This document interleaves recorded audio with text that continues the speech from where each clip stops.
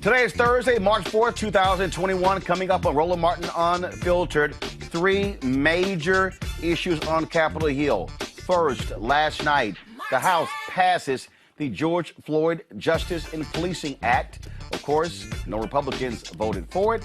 We'll break down that particular bill. Also, the House passed HR1, the voting rights bill. Now it moves over to the United States Senate. Speaking of the Senate, Vice President Kamala Harris broke the tie, causing the COVID bill to move forward as we speak. There's a reading of the bill because Wisconsin Senator Ron Johnson wants to be an ass, so therefore he has the House clerk reading the entire 628-page bill. It's all good. An increase in the child tax credit could go a long way in reducing poverty in this country. We'll talk with Wes Moore, CEO of Robinhood. Michael Brown's father and Ferguson activists, they want Black Lives Matter to pay them $20 million for their organizing efforts. The Tampa, Florida Police Union wants the black officer who used the N-word to actually get his job back. Ain't that special? No, I'm sorry. Ain't that special? No, but you know what? If he actually shot somebody, he would simply been suspended. Texas and Mississippi are both eliminating their COVID restrictions in spite of warnings that it's too soon, and a D.C. favorite restaurant, Jerk at Night, is being forced out of their location. We'll tell you why. It is time to bring the funk on Roland Martin Unfiltered. Let's go.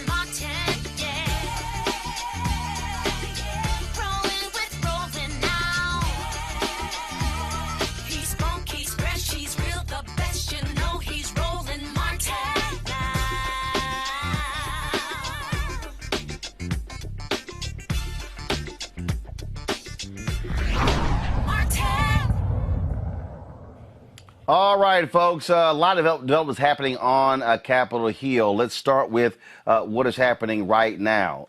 Pretty interesting. In the United States Senate, they're actually reading the entire 628 COVID relief bill. Please go live to the Capitol. Check this out. This is what is being happening right now. Why? Because Wisconsin Senator Ron Johnson, he told them that they need to actually read the entire bill before they move forward. Now, what happened earlier, Vice President Kamala Harris, she broke a tie to allow the moving of this bill forward. This is the look. You can hear the clerk reading the bill right now. And so Johnson is trying all kinds of delay tactics. Folks, this man needs to be defeated when the election takes place next year. But this is the bill right here. Listen. 2021, out of any money in the Treasury not otherwise appropriated, $9,961 million to remain available until September 30, 2025 for qualified expenses that meet the purposes specified under subsection C and expenses described in subsection D1. B, definitions in this section. 1, conforming loan limit. The term conforming loan limit means the applicable limitation governing the maximum original principal obligation of a mortgage secured by a single-family residence. Again, what they want to do is try to delay this bill as much as possible. They don't really give a damn about the voters out there. It's all about them and their particular arrogant interests. Dr. Greg Carr is chair, Department of Afro-American Studies at Howard University. Reese Colbert, she is Black Women Views. Erica cannot join us this week, so we're joined by Kelly Bethea, communications strategist. Bottom line here, Greg, look, they're asses. That's who they are. That's who Senator Ron Johnson is. Senator Chuck Schumer said, hey, you want folks to read the bill?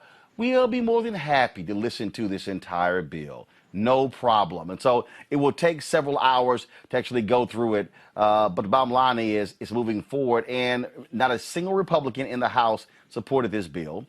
Likely no Republican in the Senate is going to support this bill. That's all President Joe Biden needs to know and understand. Republicans are not going to work with him. They're not going to do anything with him. They are going to obstruct as much as they can. This is going to be the norm between now and the 2022 election. I think it's probably going to be the norm, absolutely, until the 2022 election and from now on, as long as there is a United States of America. this bill will attract no white nationalist support because these white nationalists have chosen their whiteness over their lives. They've chosen the whiteness of their constituents over their lives, their white constituents. And on a day when Johnson & Johnson has now been approved for the one-shot emergency dosage, a day when the United States has now gone over the 2 million a day capacity mark, a day when Joe Biden has announced, of course, that he's going to evoke the Defense Production Act, and that Merck is actually partnering with Johnson to ramp up production. On a day, you know, when FEMA has announced they've approved 7 mega sites in Texas and California, thank God, Texas, and we got about 8.5% of the population has gotten the full dosage and 16% has 1 dose. The White Nationalist Party has said that rather than support anything that will help humanity, they're going to choose their whiteness. Congratulations, because your little country, the dream country in your mind, Ron Johnson, you rotting politician, is going to implode. And hopefully it will take and wash the memory of you and the rest of your white nationalist colleagues with you. Finally, I'll mention that one of the reporters is reporting that even though he did that, threw the rock and hit his hand, Johnson left the chamber and was spotted talking to Collins, talking to Rob Portman of Ohio, and talking to Joe Damn Manchin. Joe Damn Manchin. Let's be very clear. For the bills you're going to talk about in a minute, this filibuster has to be broken. Joe Manchin, you political hack. We've known that this was going to come down to you, and this thing, we're going to have to run over you, bruh. You got to be run over. You ain't going to choose your whiteness over your life. We'll stand you up with that blow-dry haircut coming out them coal mines, and you're going to vote the right way, or we're going to move on up over you, too. The only reason this is actually being read as we speak, as I say this, because Vice President Kamala Harris broke the tie. This is what took place earlier today.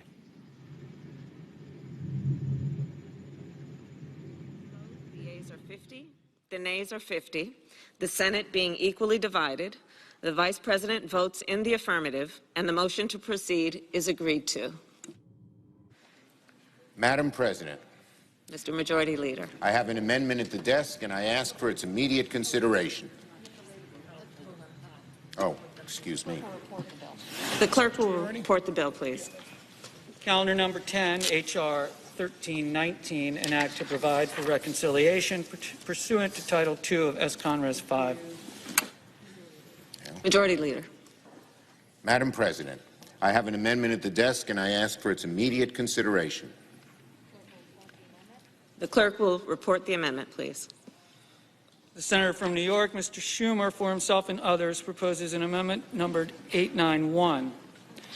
Strike all after the Reese, first that's word. the action we should see when it comes to the filibuster, when it comes to the George Floyd Justice Act, when it comes to the voting bill. If Democrats stick together and you have all 50 votes, they can do this to pass whatever they want to, but they got to stick together to make it happen.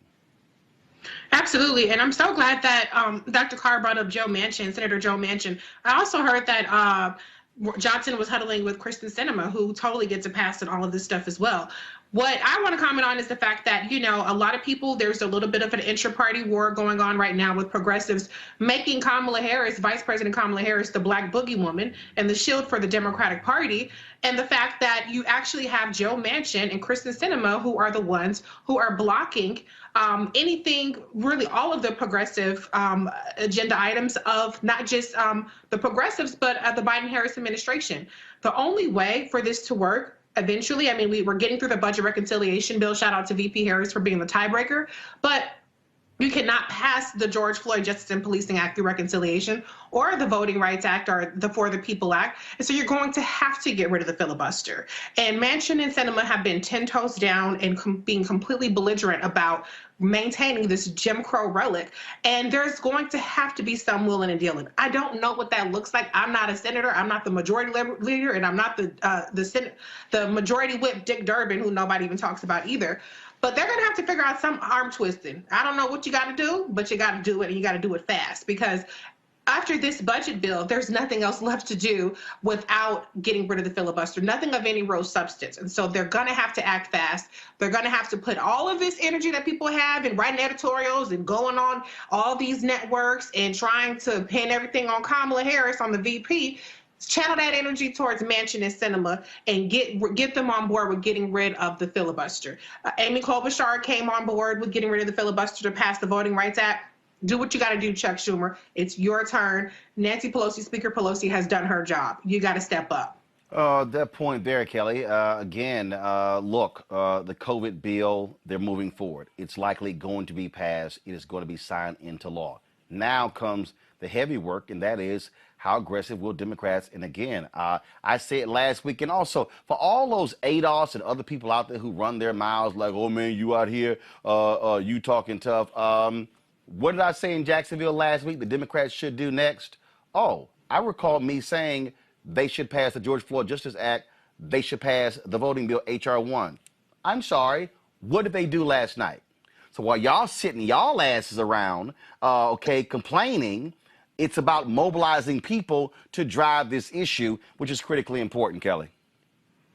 You're absolutely right. I want to piggyback off of my other colleagues regarding Manchin and Sinema. These are the boogeymen, so to speak, as previously stated, and they are the ones who have to turn the corner in terms of getting these bills passed, especially when it comes to the filibuster, especially when it comes to these other bills coming down the pipe. My issue is with Democrats being so splintered. I think it's interesting how we see the splintering in the Democratic Party, and we see the splintering when it comes to the Republican Party. But the difference is the Republican Party, for better or for worse, will unite against anything so long as there is a united front. Something tells me that there are Republicans in the Senate who agree with the bill, but because they understand the power of the party as a whole, they fall in line. Democrats need to do the same. And in any case, we actually are in the right to do the same because there's nothing on our agenda that should be disputed, that should be compromised in any way. Manchin is in a very relatively red state with very blue problems. So he needs to get on board with the blue and vote accordingly. Same with Kristen Sinema. I don't understand why it is like pulling teeth to do the right thing on either side of the aisle. But when it comes to these two, if anything happens with any of these bills such that they do not get passed in the Senate, it should not be on Kamala Harris's shoulders. It should be squarely on those two because they are the ones giving us the most grief. Well, this is the point that I've sort of raised to people constantly. Again, the people who run their mouths on Twitter and Instagram and Facebook who don't, clearly they skip civics class. And that is the people who say, oh, you should have demanded these things from Biden and Harris before they won. Okay, and like I said, you can make demands of Biden and Harris all you want to. They don't control how senators vote. There are three branches of government. There's executive, Biden, Harris. There's legislative, the House, the Senate. There's judicial, Supreme Court, the federal bench. The reality is Manchin, Sinema, Feinstein, Sanders, any of them, they are United States senators. They can vote however they want to. And so folks have to understand that. Now, as we've been talking about, the pressure now comes in. What kind of pressure is now brought to bear? And this is now where external groups are going to play a role. We talk about the George Floyd Justice Act. Okay, this is Congressman Hakeem Jeffries last night on the floor of the U.S. House prior to them voting. We respect every single officer who has died in the line of duty. The question is, why don't you respect those Black and Latino individuals who were shot in the back, choked to death, beaten, nearly unconscious, or have a knee to the neck, strangling the life out of them for 8 minutes and 46 seconds? Why don't you respect them? That's what the George Floyd Justice and Policing Act is all about. We respect police officers, those who respect every single officer who has died in the line of duty. The question is, why don't you respect those Black and Latino individuals who were shot in the back, choked to death, beaten, nearly unconscious, or have a knee to the neck, strangling the life out of them for 8 minutes and 46 seconds? Why don't you respect them? That's what the George Floyd Justice and Policing Act is all about. We respect police officers, those who protect and serve, but we have a challenge with police violence, police brutality, and the police abuse of force. Cannot be denied. Video after video after video. Don't believe us, believe your own eyes. We respect every single officer. Absolutely who has right there. died This is, again, it is going to be a battle. Let's go to our guest right now, one of George Floyd's uncles who joins us right now, Selwyn Jones. Selwyn, glad to have you on Roland Martin Unfiltered. As I said, you have the trial next week starting of Derek Chauvin in Minneapolis, but you have this going on Capitol Hill as well. Is your family prepared to come to Capitol Hill, to go to these Democratic senators who support the filibuster, to go to them and say, you need to break the filibuster to pass this George Floyd Justice Act? We're ready to go. I'm ready to go. Mr. Roland, I've been all over the country expressing my want with the George Floyd Policing Act, because we gotta have it. If we don't have it, we're not slowing anybody down, and they're going to continue to treat us like second-class human beings. You know, somebody mentioned getting shot in the back. Well, the militarized way that they're taught is obviously not working. The mental capacity that most officers go out with is a little bit aggressive. We know they want to go home, but I sure would love to have my nephew with me for Thanksgiving, Christmas, summer. And this is all you got to think about. Imagine somebody being someplace and they couldn't leave. You've seen my nephew fight. You've seen him struggle. You've seen him beg. You've seen him plead. He pretty much narrated his own death. And after about 4 minutes, he literally had to sit there and wait to die. And that's the only way he could leave. So that George Floyd Policing Act, we've got to push it through. So we got a busload. You know, we got room for others, because I know I'll be there. The Speaker Nancy Pelosi, she spoke earlier today, and she said that it is Congresswoman Karen Bass who's negotiating on the Senate side to move this forward. Look, it is not going to be easy. Again, because what you have forces in this country who are supportive of police unions, of police departments, who don't want to hold them accountable. And so, I mean, you know, that's real. It's there. We know exactly the kind of pressure they're going to be bringing to bear. But this is, to me, where people power also is important. This is where the families of victims of police brutality must be in the face of these Democrats and say, you are in the majority because black people voted for you. You're in the majority because black people went out to the polls and they actually cast ballots for you. Now is the time for you to pay folks back. That's what has to happen right now, Selwyn. Do we still have Selwyn? I think we lost him. Be sure, let me know when we get him back. That's the issue right there, Reese. Again, they have to feel the pressure.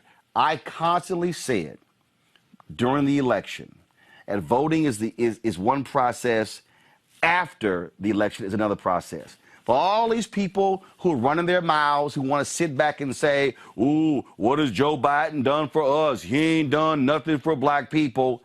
Who's been there 6 weeks? I said, you got to do work after the election. You can't sit back and go, hey, I had a meeting. They said they were going to do this. It's all good. No, you have to be there. Looks like we have Selwyn back. Selwyn, that public pressure has to be brought to bear on people. Selwyn, go ahead. Now, repeat that again. What were you saying? I said that the public pressure has to be brought to bear on these politicians to make them do what is necessary. You know what, man? The 4 things I live by: communication, education, conversation, and communication, conversation, education, and irritation. Things don't work unless somebody shakes something up. So if we got to get in their face, if we got to sleep in their front yard, you know, me being a 54-year-old Jim Crow black man born in a little rural town of Goldsboro, North Carolina, I've seen this power and control my whole life. And what we literally saw in Minneapolis was probably one of the most heinous things I've ever seen. And it's just so crazy. Why can't everybody get together and do what's best for the country and do what's best for all races, black, white, green, yellow, orange? Because this is all the human race. We have to live here together. Why can't we figure out a way to be peaceful? You know? Well, that is the desire, but the reality is this here, and that is when you give people the power of guns and badges, and they believe that they are all powerful and all knowing, this is the issue that we're dealing with. It's horrible because, you know what, Mr. Roland, what gets me is I go back January the 6th. And that's probably the most despicable thing that I've ever seen. To think that we live in a country and us as black Americans know that if that would have been us touching the fence, we would have all been executed and shot. But yet we can have 467 people arrested in Black Lives Matter March in July, and they're still at what, 140, 150? So these different standards for black or white, Asian, Hispanic, somehow or another we have to put them where they need to be, and that's not in the place. Because, you know, man, this is a conversation we could talk about till we're green in the face. We have to have leadership to make the right decisions. Because as far as I see, as far as a lot of people see, a lot of right decisions haven't been made for black people. You know, and that's all we ask. We don't ask. I don't want no special treatment. I just want the same things that the other people get. They don't get shot at. They don't get hung. They don't get lynched. They don't get killed in the middle of the street. Why do that to us? Because I have my whole life to wonder, how would my nephew look to be 65? You know? What about next Christmas? What about his daughter? I get to go to her graduation, but he doesn't. Right there, Big Floyd. It's all right, man, because we are making a change for you, and the whole world is with you, my man. Selwyn Jones, I appreciate it, sir. Thank you so very much. God bless you, my man. Appreciate you. Thank you very much. Reese, pressure. I mean, for the people who just think, hey, you know what, I voted, I'm good. No. It's not going to happen without that pressure. Yeah, right. I need people to set aside the 2024 presidential primaries. First of all, there's a possibility that President Joe Biden might run again. I know he's old, but he might decide to run again. So set aside that. Set aside the political posturing to try to undercut, you know, VP Kamala Harris, and focus on where the work lies, which is in the Senate, which is with Senate Majority Leader Chuck Schumer. It's time for him to step the hell up. It's time for him to feel the pressure.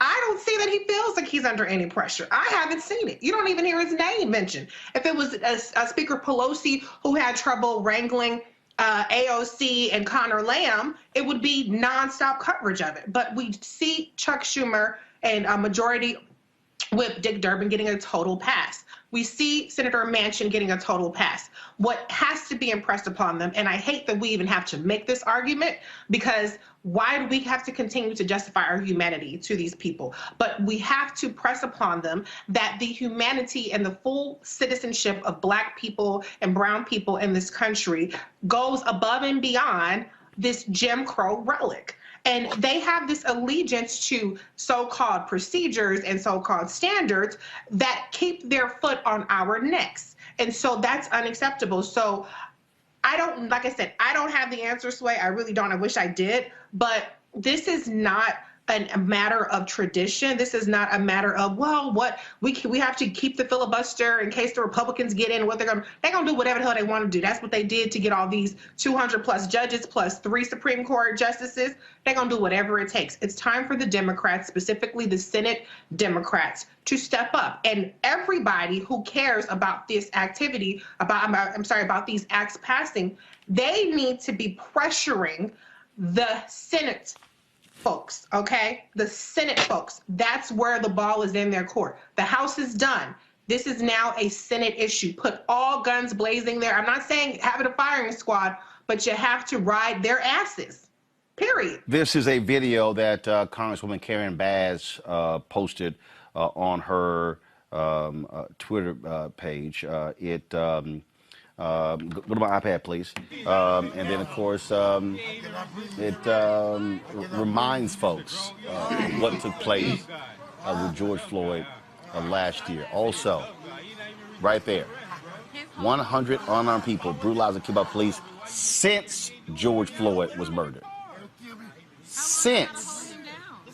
That speaks volumes that goes beyond George Floyd, that you have to address this issue among these out-of-control cops, Kelly.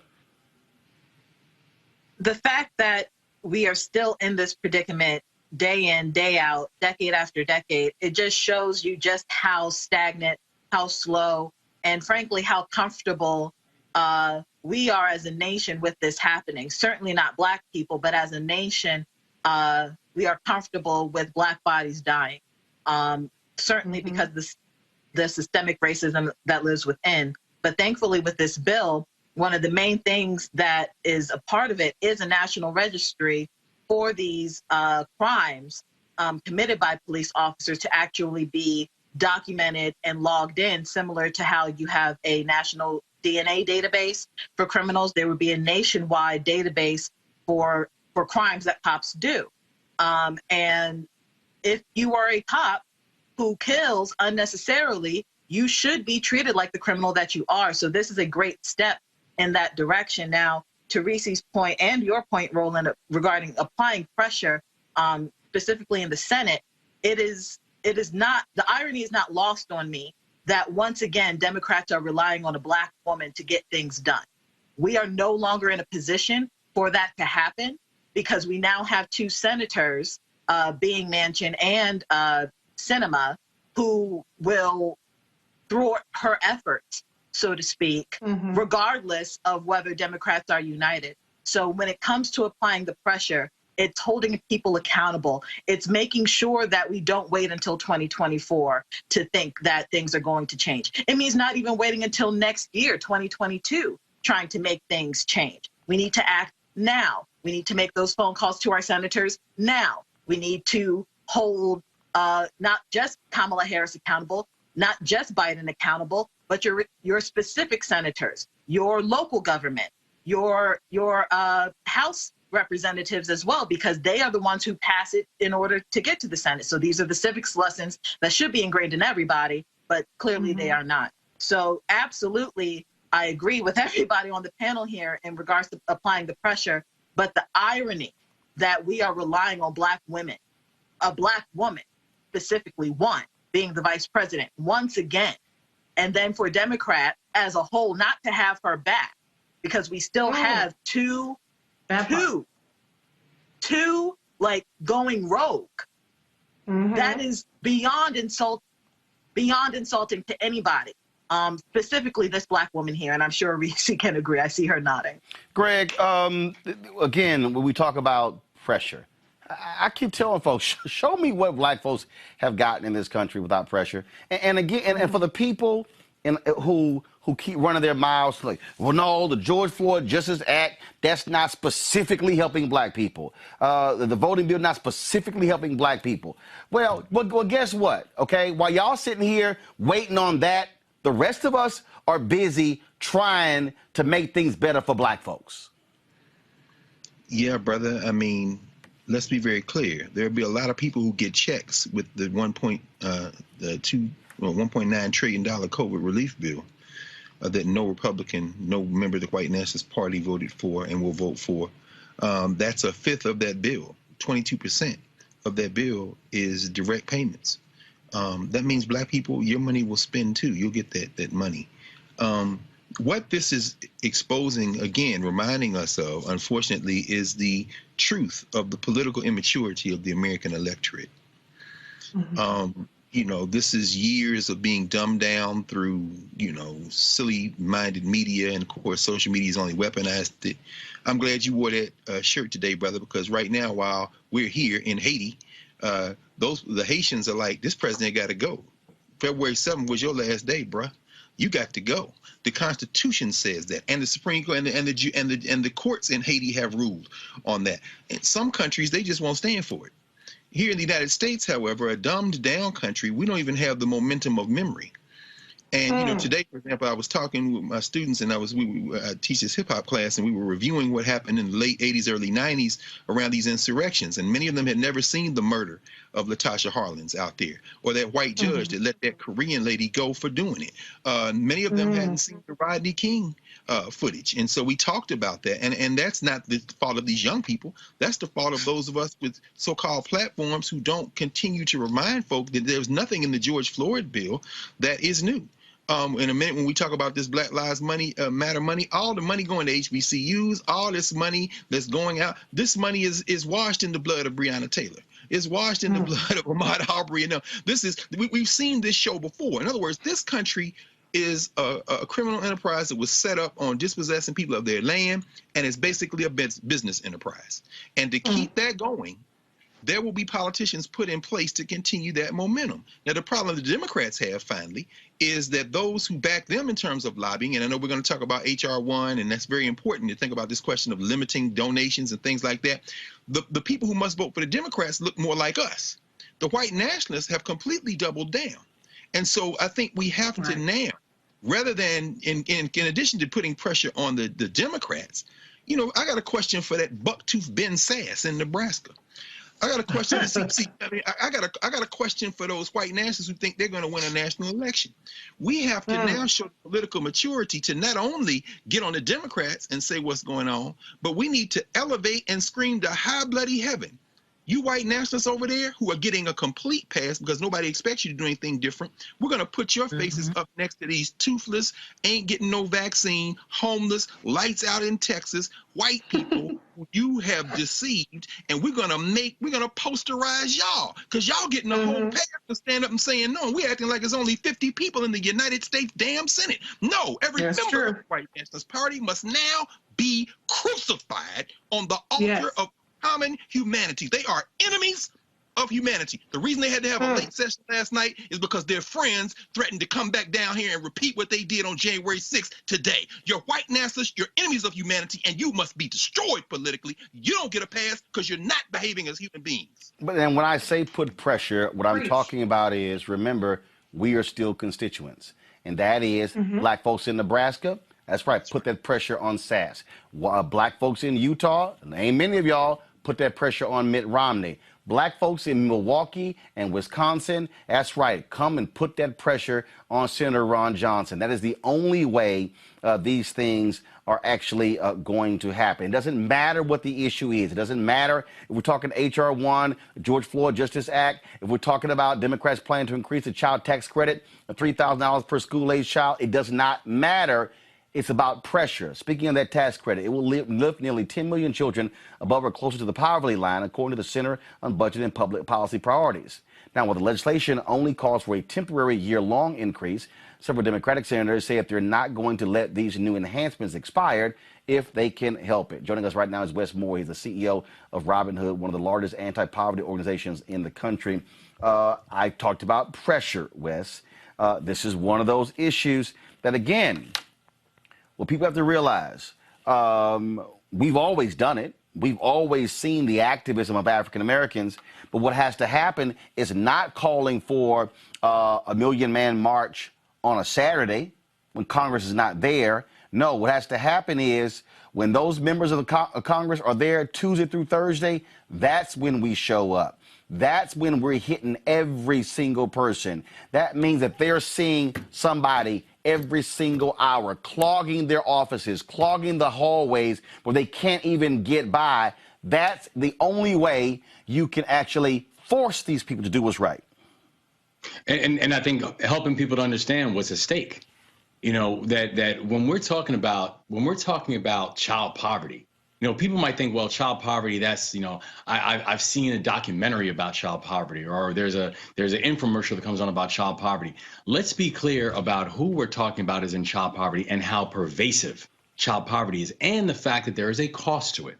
So every single year, the cost of child poverty is between $800 billion and $1.1 trillion a year. And that's in terms of everything from criminal justice costs, increased health expenditures, reduced adult productivity. That's the cost. This is not a zero-sum conversation that we're having. And so when it comes to putting pressure on people, it means how do we help people to understand that they have a vested stake and a vested interest in getting it done. And then also understanding that the pressure cannot be temporary, that the pressure must be deliberate, that the pressure must be something that's going to be consistent until they actually make the moves that need to be made in order to relieve this pain and this hurt and this suffering that people continue to have to feel within this country.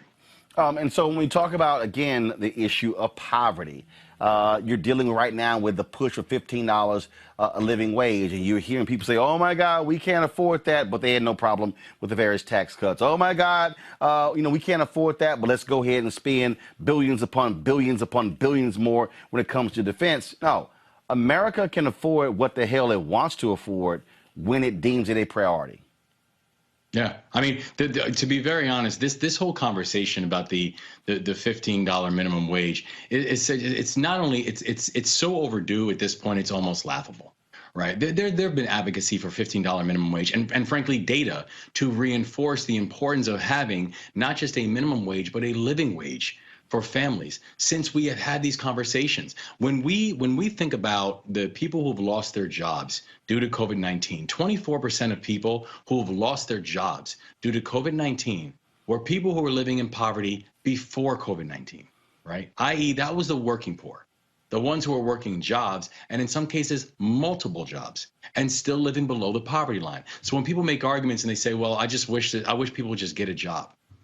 The reality is that we still have jobs in this country that are not paying anywhere near a working nor a living wage. So it's not that simple. And the data continues to reinforce how completely backwards this system of incentivizing work actually has become. So, okay, so map it out for us. What should people watching and listening be doing on this issue? I think people will need to understand the importance of the bills that are being proposed right now when people are talking about the American Rescue Plan, and that includes a proposal of making the child tax credit fully refundable and increasing its value to $3,000 per child, which is around $3,600 for every child under 6. Why this is so important and why we need people putting pressure on their lawmakers is that we have this thing called the child tax credit. And that is America's largest anti-poverty policy tool. It provides around $2,000, a $2,000 credit per child to offset the cost of raising children, right? Here's the problem with that tax credit. Currently, right now, that tax credit leaves about over 24 million children out because those children are too deep into poverty to qualify because there's an economic earn-in that you must actually get to qualify for the tax credit. Our largest anti-poverty tool actually has over 24 million children who are left out because they are too deep into poverty. So what people need to do right now is contact their lawmakers and to be able to push for 2 basic caveats. One is that that tax credit must be fully refundable. The second piece is it must be fully refundable permanently. That move alone would move about 2.7 million children out of poverty by the stroke of a pen. Making it fully refundable and making it permanent would be the greatest thing that we could do to actually address the issue of child poverty right now inside this country. So what do you want the folks to do? Call, email, exactly what? Because at the end of the day, We got to mobilize and organize people to do something and not just talk about exactly what should happen. I want folks to remember that this is not any form of partisan issue. I want you to call your lawmakers, call your senators, particularly if you are in states like Florida, states like Tennessee, every single state that you live in. I need you to call your lawmakers and let them know that making the child tax credit both fully refundable and permanent is a priority. And then get all your friends and all your acquaintances, all your family members to do the exact same thing. We are on the goal line of having the greatest child poverty policy issue getting into the end zone. But we need people to push their lawmakers to do better and to do better permanently and not let them off the hook. All right. Wes Moore, I appreciate it. Alpha's always leading. Thanks a bunch. Good to see you, brother. Absolutely. Go back to my panel on this one here. What Wes laid out there, we talk about poverty in this country. Reverend Dr. William Barber and the Poor People's Campaign, they've been pushing this issue. I go back to this here. Reese, America affords what it wants to afford when it wants to afford it. Right. The good news is that it's already in the American Rescue Plan that VP Kamala Harris has broken the tie for. There is consensus among the 50 Democratic senators that need to vote for it in order for her to break the tie again, to pass the bill. And so what was just discussed was really about making it more permanent. We know that in this country, particularly with the political environment that we have, these sorts of tax breaks, tax credits are usually kind of piecemeal. The Bush tax cuts were not permanent when they did it. Even the Trump tax scam, if you notice, if you pay attention to the details, the taxes are actually going up each year for the middle class and working class because many of those tax credits or deductions were not permanent at our income level. And so this is a typical strategy, I think, to not have it be permanent. But President Biden has indicated that he's open to making the tax credit permanent. So that is the good news. The good news also is that it actually reminds me a little bit of Senator Kamala Harris's Lift Act, which was you could access her tax credit, the tax credit that she proposed, you can access it monthly. And that's another aspect of this child tax credit in the American Rescue Plan.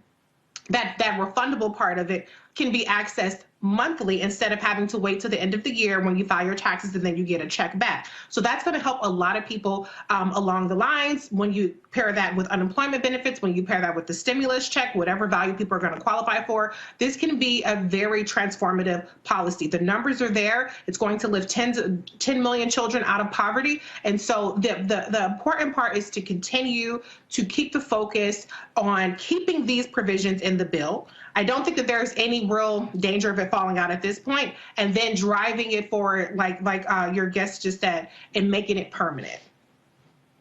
That's again, addressing the issue of poverty is going to be just, look, it's not sexy, Kelly. It's not something that people really want to deal with. You always hear the phrase, poor folks don't have lobbyists in Capitol Hill, but the organizing that Reverend Barber and the Poor People's Campaign are doing, they're doing exactly right. You're putting a face on it and you're forcing people to have to actually see people and confront this issue.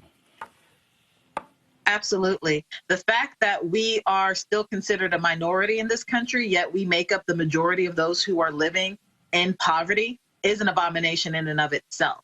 But moreover, just because we are at the majority in that number does not mean that other races are not affected by this. The second largest group in these statistics are Hispanics and Latinos. So it affects everybody.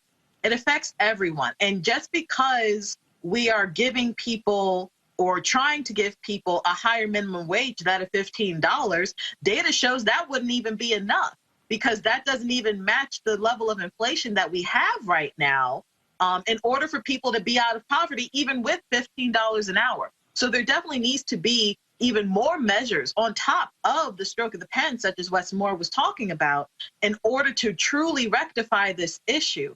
It is unfortunate that we don't think beyond ourselves as a country anymore, specifically when it comes to the Republican Party and the powers that be that had literally the power to change this for decades, Democrats included.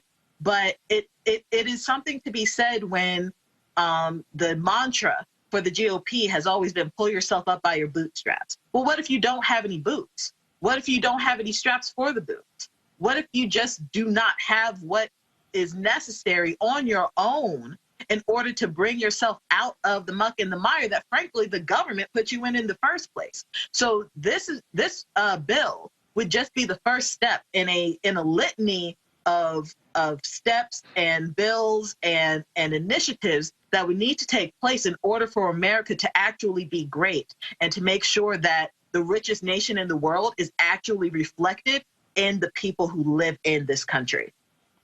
Greg. No, Kelly hit it on the head. I mean, I, for one, don't ever think America will ever be great, not in its current configuration. Its foundation is rotten. But that having been said, it can be better than it is. And Kelly, I think you hit it right on the head. Like COVID, hunger doesn't know a race.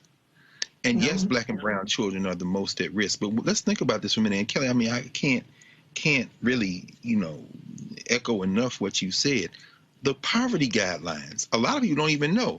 A family of 3, $21,960. Where they doing that? A family of 6, $35,500. And anybody over 8, you get $4,540 for that additional head. Can't nobody live? Are y'all serious right now? In other words, even, and I agree with you, Reese.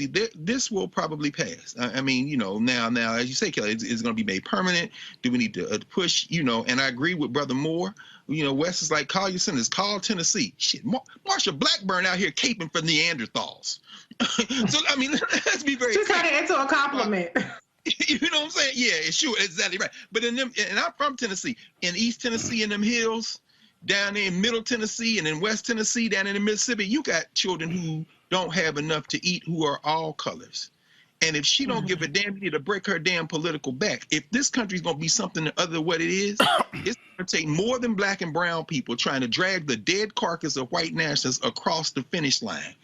Because they, at this point, seem to be poised, they're politicians anyway, to say, we will let you starve, we will let you die, rather than work in your interest. Some of y'all who don't look like us, you better wake up before you go to sleep forever. Because eating is something we all have to do. And if you put a child in harm's way, then damn it, forget great. The only question is, if there's a hell below, how many of y'all going to go? Folks, got to go to a break. We come back. Michael Brown, his dad, says, Black Lives Matter, y'all raised $90 million. Y'all should send $20 million of that to the folks in Ferguson. Can't wait to hear my pals to say about that when we come back on Roland Martin Unfiltered. Donald Trump is not done dividing America. He's come out of hiding to find his old friend, the spotlight. On Sunday, he took the stage at the Conservative Political Action Conference in Orlando, Florida, where he lobbed insults, spread conspiracies, and lied.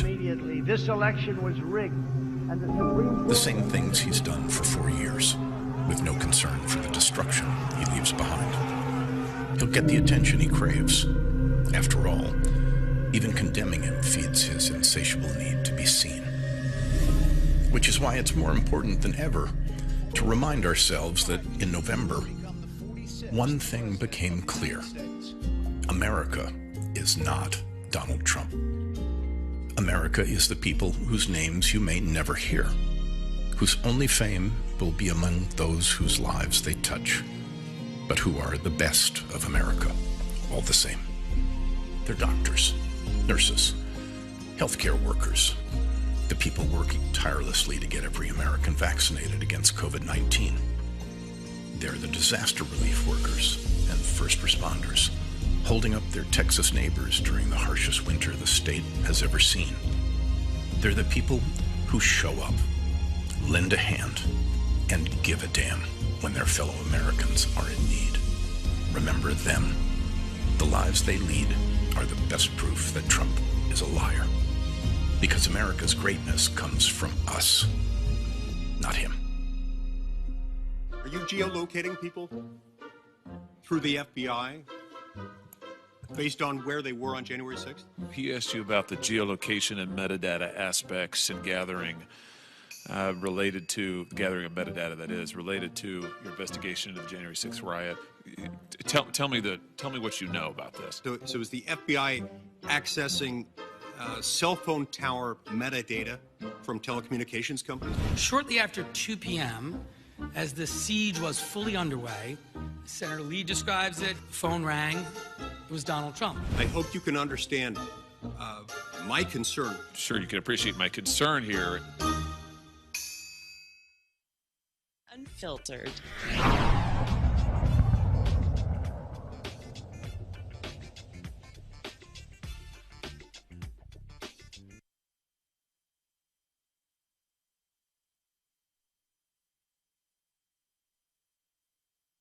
Greetings. I'm Tory Russell, Ferguson frontline organizer, and on the behalf of many activists in the St. Louis area, I'm joined with Mike Brown Sr., the father of Mike Brown Jr. Today, we hold Black Lives Matter accountable.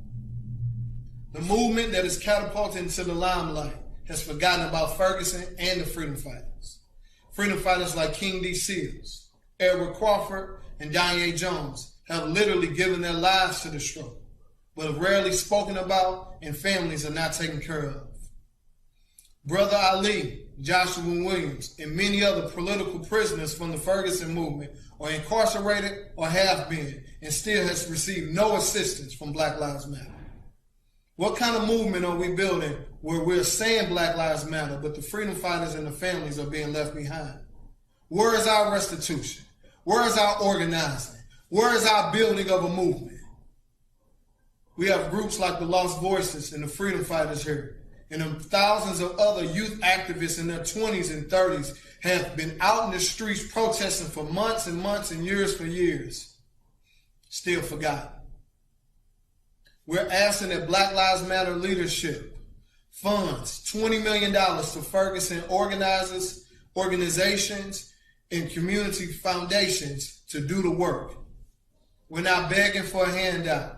We're coming for what we deserve. Today, as we demand the $20 million to go to Ferguson as restorative measures so we can continue what we started, here's what we'll be organizing.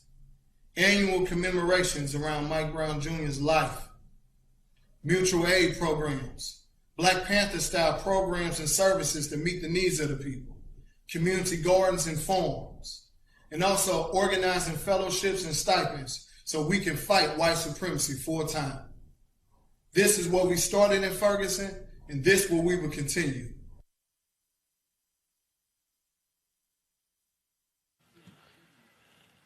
This request comes after the Black Lives Matter Global Network Foundation revealed it received more than $90 million in donations in 2020, mostly after the death of George Floyd. Now, of course, the movement gave national attention following the protests that took place with, in many ways, a level of energy after Mike Brown. But remember, you also had events taking place before that where you had John Crawford III that took place in Beaver Creek, Ohio. You had, of course, Eric Garner in New York, previous deaths as well. This is the question that that has to be put out there, Greg.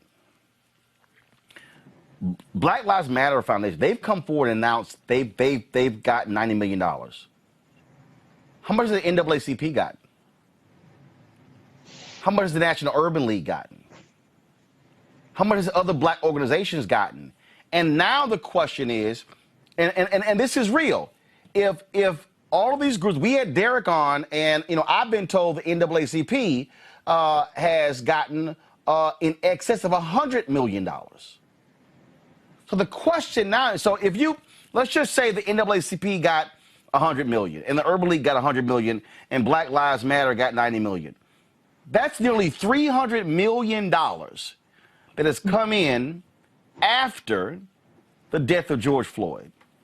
The point they're raising is, which is a legitimate question, should the local organizations that sparked these protests that made the story go national, what are they owed? Roland, you made a very good point the other day, brother, when you were engaging in the conversation about the nature of relationship between national organizations and local branches or local chapters. This isn't anything new. We made that point with NAACP, with the Urban League. The distinction between those formations and Black Lives Matter is that Black Lives Matter really started as a kind of social media phenomena that very quickly pulled into formation long distance runners, folk who had been involved in movement work, folk who were new to movement work, folk who came in to pose and take pictures and grift off movement work, and the epicenter of Ferguson.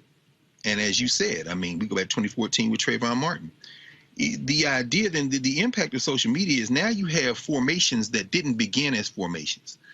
When they called the meeting at Cooper's Union in 1909 to form what became the NAACP, black people were in the minority. In fact, they kept Ida Bell Wells off of the league. And so what you've always had with the NAACP is a tension between local chapters and local branches, college chapters and the national, which has been heavily influenced by corporate donations. And here's where I'm going with this. You see, liberation struggles are not subsidized. And if history has taught us anything, certainly in the previous iteration in the 60s with SNCC, with the Panthers, what you see is that the minute there are huge infusions of cash in clusters, and what was not released last week were the names of the big donors, you're seeing an attempt to influence the direction of a movement.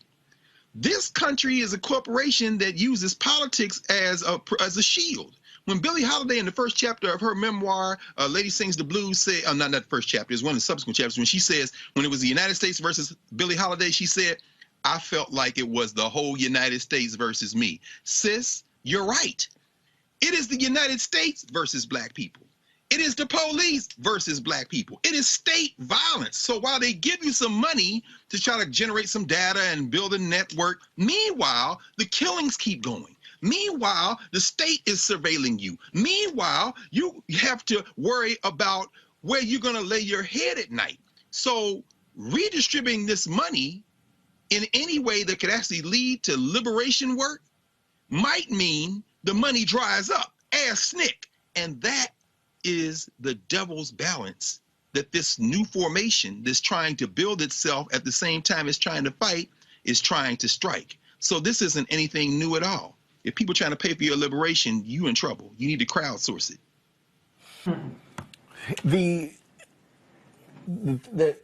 The demand is quite interesting, Kelly, because there were a lot of people who fundraised off of Ferguson. Mm-hmm. There were a lot of individuals who, off of Ferguson, have gotten book deals, podcasting deals, speaking deals, have flown all around the world, been the guest of folks in Hollywood and Oscar parties and all sorts of stuff. But I go back to, what do we do about the entities, the people who are still there, who are still on the ground, who are still fighting for change in Ferguson? We were there in St. Louis. You had Tashara Jones, who just took first place in the mayoral election. You got the runoff taking place on April 6th. You have Wesley Bell, who was elected DA there, Kim Gardner, and those black folks are catching hell. Trust me, St. Louis is the white folks in St. Louis is about to really go crazy if you're going to have a black mayor, a black city DA, a black county DA, all of them at the same time. Oh, yeah, it's about to be some problems. So what do national organizations owe local organizers? I feel like they owe them everything, especially when it comes to Black Lives Matter. I can't speak on NAACP. I can't speak on the National Urban League because, frankly, the structure of each of those organizations are something in which actually feels like a corporation. So any monies that go into those organizations, it actually is understandable why they have that influx of cash. Because no. But let's remember, the money came in, Kelly, after George Floyd's death. So so companies were trying to park it somewhere. But the question still, even for the NAACP, Urban League, or any other national group, what do they owe the local people? What do they owe the local organizers in Minneapolis? What do they owe them in Ferguson? What do they owe them in Louisville with Breonna Taylor? I understand that. That's what I was getting to. So when it comes to National Urban League and NAACP, it is a true organization. So what I'm saying by that, I mean, they have lawyers on deck to actually try these cases that come through regarding police brutality, regarding race discrimination and the like. They have a team. When it comes to National Urban League, I see the monies in the that go out. At least I live in DC, so I see where that money is going when it comes to National Urban League. I can't tell you exactly where the benefit is coming from regarding Black Lives Matter money.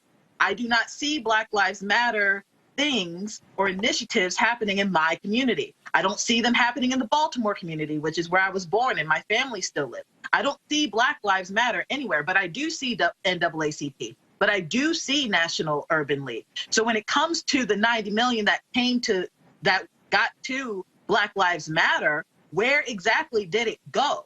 Because if you don't have an answer for that, then the conclusion that I have to come to, frankly, is that those monies, when you do find them, it needs to go to those families. There should be no reason why Michael Brown's family is in the predicament that they're in, scraping for funds to commemorate their son, because there would be no Black Lives Matter without Michael Brown. There would be no Black Lives Matter without Freddie Gray or Trayvon Martin or anybody that has come since the movement started. So the fact that that Black Lives Matter is in this predicament, frankly, I saw it as a long time coming. I did not think it was nearly as much as $90 million, but I was wondering what they were doing with this money, because the local chapters don't have it. The regional chapters don't have it if they have a regional chapter. So National Black Lives Matter movement, I don't even know who the head is, really. I know who founded it. When I go online, I see what their policy is, what their initiatives are. But we've had Patrice. Well, first of all, we've had Patrice Cullors on the show, who is the leader of the Global Network, who to explain all of that. But the point that you're raising, Reese, I've heard some NAACP chapters say we ain't seeing the money. So I mean, again, let's just be real. I'm talking about, and I've been on the ground.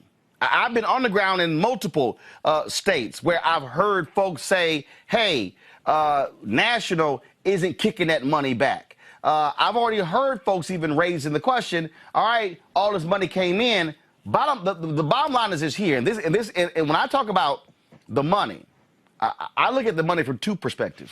Not just how much money came in, but Reese, I want to know what race equity indexes, scorecards are being established by these entities. So here's what I mean. If you're Black Lives Matter Global Network, the foundation, and money's coming in, and if you're the NAACP and money's coming in, and you're the National Urban League and money's coming in, and you're the NAACP Legal Defense Fund and Lawyers Committee and money's coming in, I want to know, are those organizations looking at the check and saying, okay, you're donating $1 million. I need to see the blacks on your board of directors. I need to see who are your Black senior officers. I need to see what is your supplier development with Black businesses. I need to see, are you investing money in Black banks? I need to see, are you also spending money on Black media? I need to see, are you using Black law firms? I need to see, are you using Black bond companies? I need to see, are you using Black advertising agencies? See, if you start asking those questions, that $1 million they gave could be paltry compared to the monies that Black entities could be receiving by virtue of doing business with the company. I don't know if those questions are being asked and demanded before the checks are being deposited. That's a good point, Roland. I think, one of the issues that we have is that we go by what's most popular.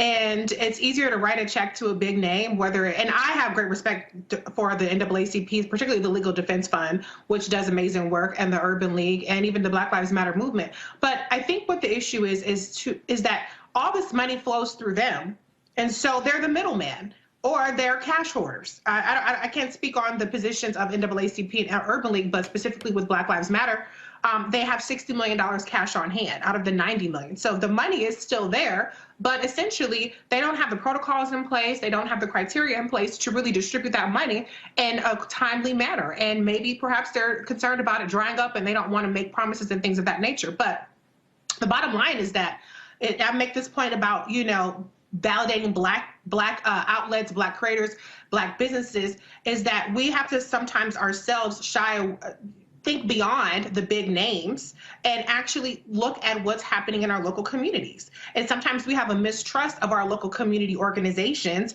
because we feel like if they're not big enough, then they're not credible, or that they're not doing the work. And we want to see, an organization that has image awards and has, galas and has all these other things that make us feel like, oh, they're legitimate and they're major. And so I think that one of the things that we can do as individuals who want to see change is actually funnel our own money into these local organizations. It's not going to make headlines, not going to make national headlines, but it can actually impact your community. And what the NAACP, the Black Lives Matter movement, all these other places can do is actually vet these organizations. The NAACP has an extensive number of chapters, far more than Black Lives Matter does, but actually funnel that money to local organizations. It's the same thing that we saw during the 2020 election, where local voting rights, civil voting activists and community organizations were galvanizing people, and we saw the results of that in Georgia. And so I think that we have to shift the way that we look at philanthropy, shift the way that we look at activism,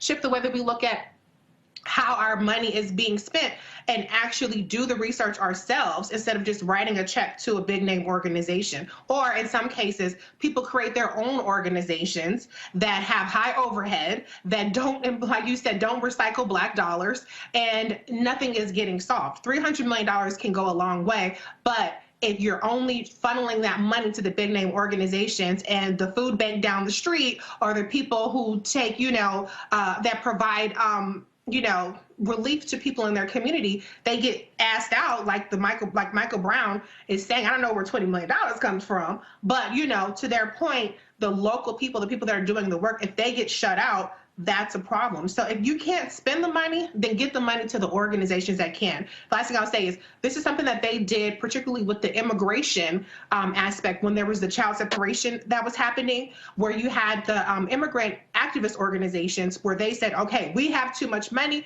These are other organizations that you should be sending the money to at this point. And so sometimes organizations have to say, hey, time out. Don't just donate to us, donate to these organizations. If it's a Minneapolis thing, go talk to the Minneapolis Bail Fund, or whatever the situation may be, and try to not necessarily hoard all the money themselves. This is also for people who don't even understand, who have no understanding of history. Greg, this is not new. The reality is Ella Baker was a huge critic of national entities coming into cities, sucking up the media attention, coming in, raising money, and then taking that money out. Dr. King was very cognizant of that. April 3rd, 1968, at that speech at Mason Temple, the mountaintop speech, he talked about the SCLC opening a bank account with a black bank there in Memphis. Folks were being very deliberate with that.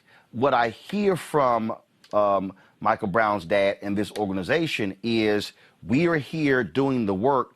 We are starving in order to mobilize and organize our people to actually affect change. Yet all of y'all others came in and raised money off of us, and none of that money ever came back to our community. Right. Well, Roland, you're right. I mean, I'm glad you raised the name of Ella Baker in that regard.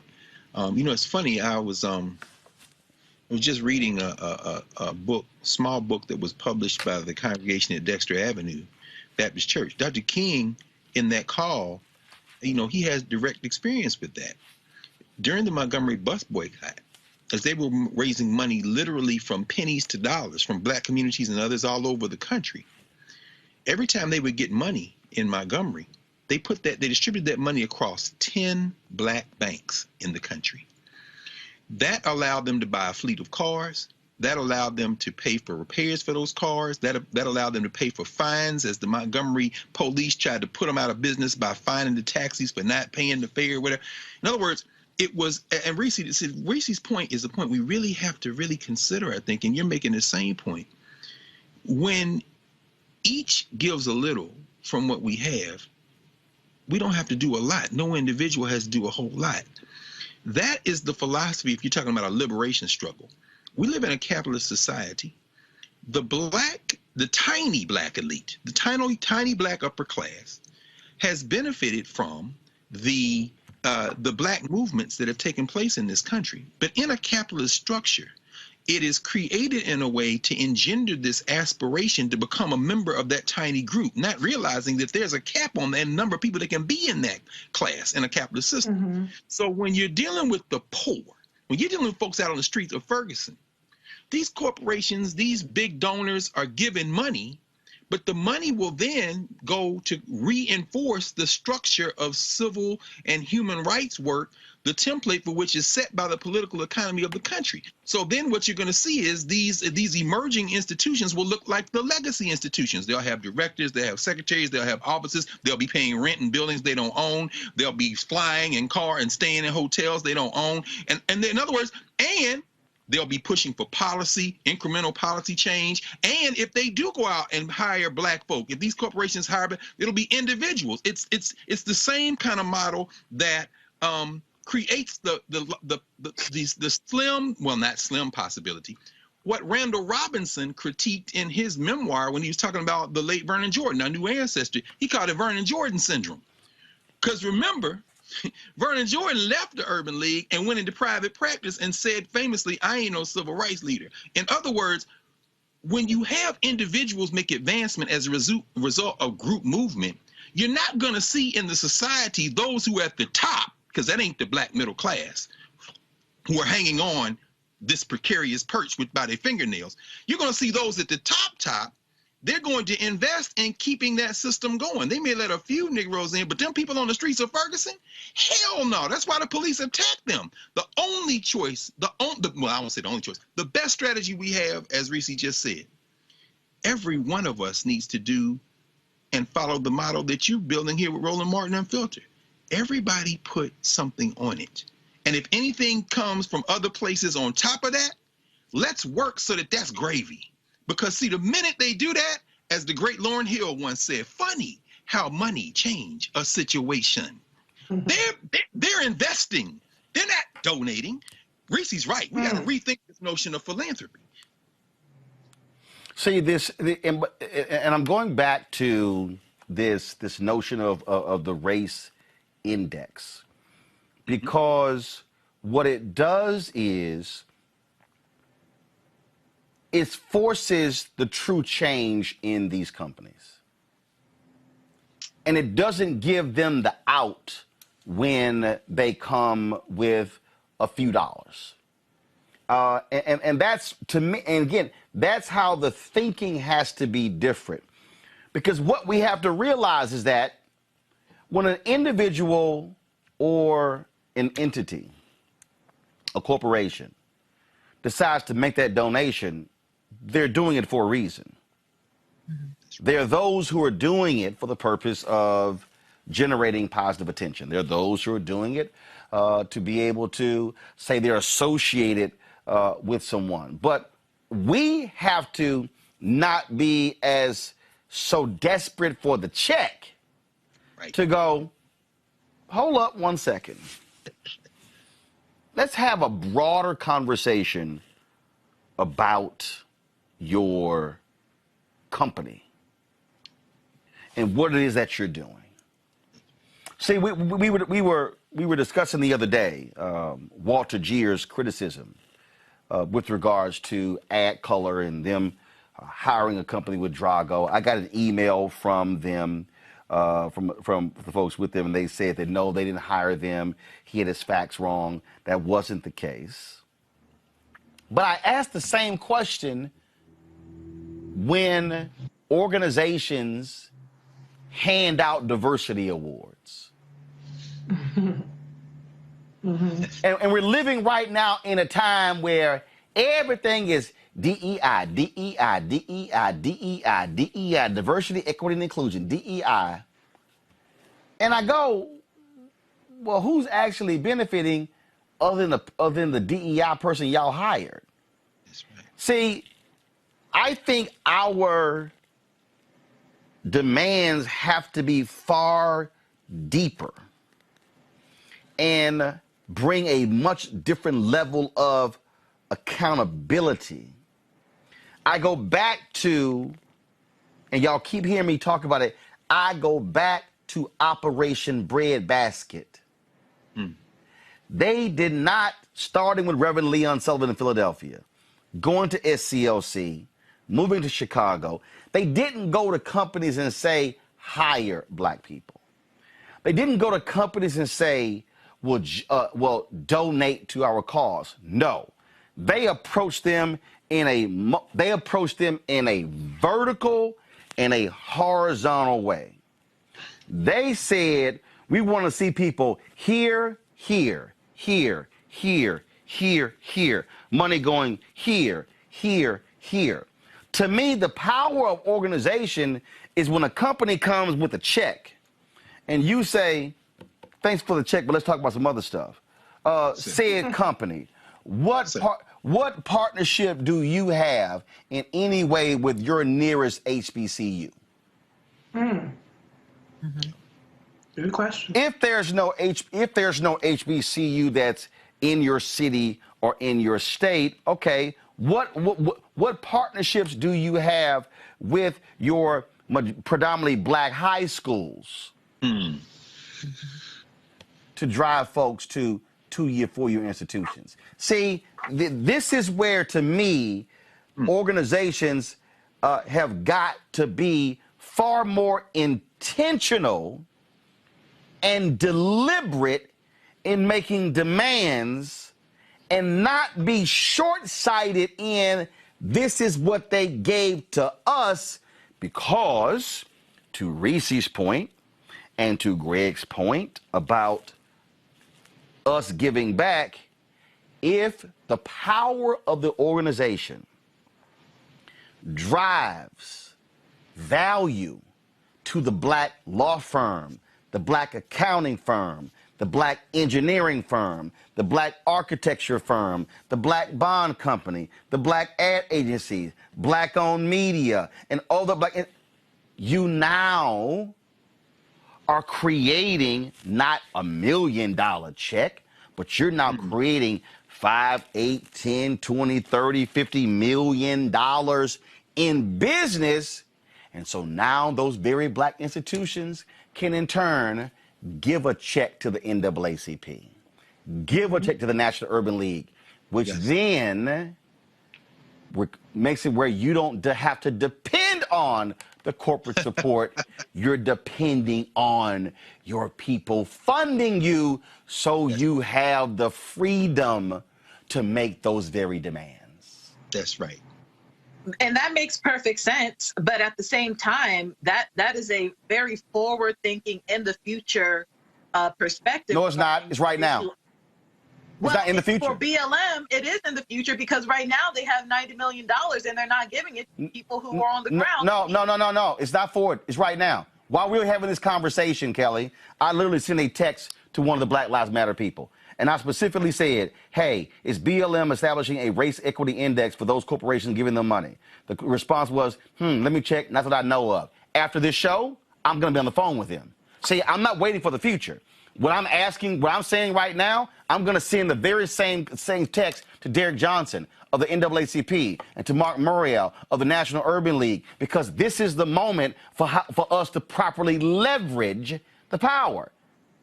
So it shouldn't be, so I'm not saying, and what I'm talking about is not even just national. The same thing goes for the individual chapters. You mentioned it. These regional NAACP chapters, these state branches, local chapters, same thing. What I'm saying is this should be modus operandi for any black institution. If you're trying to come to us and latch on to us to be able to say, I stand with the Freemasons, I stand with Eastern Star, I stand with the Alphas, do you have a race index that is 360 degrees supporting of black?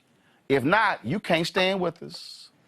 And that makes perfect sense. And I agree with you. But even though you just sent that text message out right now, that is not the case. That's what I mean by in the future. It will happen, but right now it's not. Right. So right now they have $90 million, and right now Michael Ferguson's family is asking for $20 million because the $90 million that BLM has is due in part because of the work that the Ferguson family put in on the ground when their son died. It is due in part to the people who were killed by police after Michael Ferguson. I'm not talking about police brutality. I'm talking about the people found in their cars burnt up down in Ferguson, Missouri.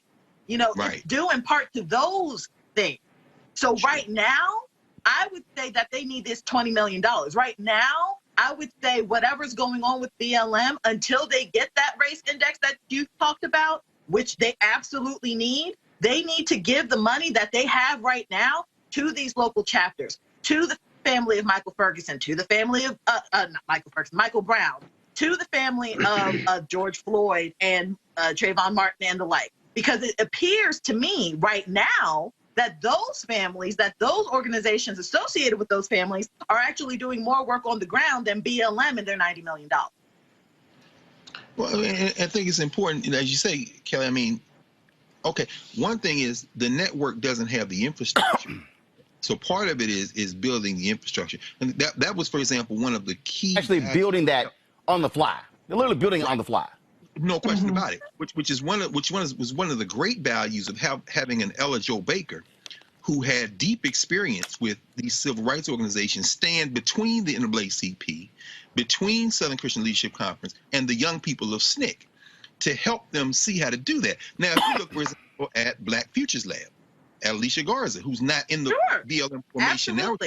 That type of research-based driven model is there, but the challenge is, and I think, Kelly, you hit it right on the head. You know, if they want, and, you know, I've been listening to, I know some of the people on Black Lives Matter DC, BLM Philly, some of the places saying, we're not getting this money. One of the excuses that has been offered is, well, if you all don't have bank accounts, if you don't have the infrastructure, then we can't do the transfers. We've got these grants of up to $500,000 or $50,000. But here's the problem. The movement is not based on an infrastructure like that. You're talking about, like, you know, these young people out here at BLM DC who are taking on gentrification, who are out here putting themselves in harm's way, who are really interacting with and dealing with, there are people who are going to be, who are food insecure and housing insecure. They haven't set up a place for the transfer, and that really speaks to the fundamental problem we have here. See, Roland, what you're talking about is developing a model that has existed in previous generations, but it was more, this was the genius in some ways of Whitney Young, which is what made his loss so tragic in the Urban League formation. Whitney Young would ask those kind of questions, but he wasn't a civil rights leader in the mold of a Dorothy Height, who had an independent base with the black women. He wasn't in the same model as Stuart Carmichael or John Lewis and the SNCC formation, James Foreman and them. He was part of that, but his job was to ask those kind of questions, which leads me finally to the question, how is BLM, how are any of our organizations operate? I know there's a Leadership Council of Civil Rights. I know there are formations that come together, but how are these organizations interfacing with each other so that everybody doesn't have to play every role and we can advance together? That's a very good point. I don't know that we'll ever get over the class tensions that some kind of coalition like that would unearth, because quite frankly, since the end of legal segregation, the common objective has fractured. Quite frankly. Reese, go ahead. Yeah, so many excellent points. I think that there's a two-pronged thing. They're not mutually exclusive. I think what Roland is talking about, the racial equity index, is you give me a check and I don't just say thank you, I hold you accountable. And that's the opening part of a conversation. It's not the end part of the conversation. So I think there's that aspect. And then there's the aspect of, okay, once you get that check, what are you doing with it? And that's where the infrastructure comes in. And I think that to Dr. Carr's point about that class tension, it's just my perception, but a lot of times when you have the movement, right, you have the activists, you have the people who really are every day putting their life on the line, and there seems to be sometimes, my perception again, there's this adversarialness between, like, a corporate person. To Roland's point, you got to have an accountant, you have to have lawyers, you have to have people that have the skills to implement that infrastructure. And so many times there's this purity test where it seems like we're on opposite ends instead of looking at, well, listen, maybe I don't have all of the talking points, maybe I don't have the rah-rah, get out on the street, put my body on the line spirit that you do, but I do have the knowledge and skills to make this infrastructure work so that you can actually implement these goals and be impactful and find a way and find